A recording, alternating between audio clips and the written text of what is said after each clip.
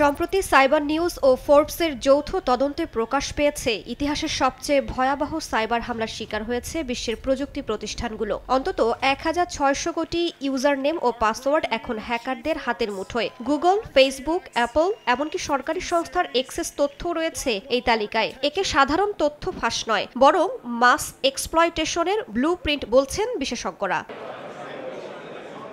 এই বিশাল তথ্য ভান্ডার একত্র করেছে ইনফোস্টিলার নামে একটি ভয়াবহ ম্যালওয়্যার। ব্যবহারকারীর অজান্তে কম্পিউটার থেকে তথ্য চুরি করে তা আপলোড করা হয় হ্যাকারদের নিয়ন্ত্রিত ডেটাবেজে। এইসব তথ্যের গঠন অত্যন্ত সুশৃঙ্খল, ইউআরএল, ইউজারনেম ও পাসওয়ার্ড, যা দিয়ে যে কোনো অনলাইন সেবায় ঢুকে পড়া সম্ভব।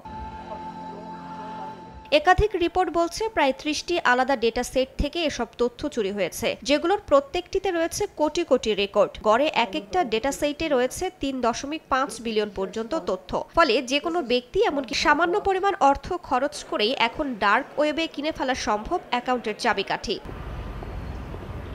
পরিস্থিতি এতটাই উদ্বেগজনক যে গুগল সকল ব্যবহারকারীকে পাসওয়ার্ডের পরিবর্তে পাস কি ব্যবহার করতে অনুরোধ জানিয়েছে। এফবিআইও সতর্ক করছে এসএমএস ভিত্তিক সন্দেহজনক লিঙ্কে ক্লিক না করতে। বিশেষজ্ঞরা বলছেন এখনই সময় সচেতন হওয়ার, পাসওয়ার্ড ম্যানেজার ও মাল্টি ফ্যাক্টর অথেন্টিকেশন ব্যবহারের। রাইসা জান্নাত, সময় সংবাদ।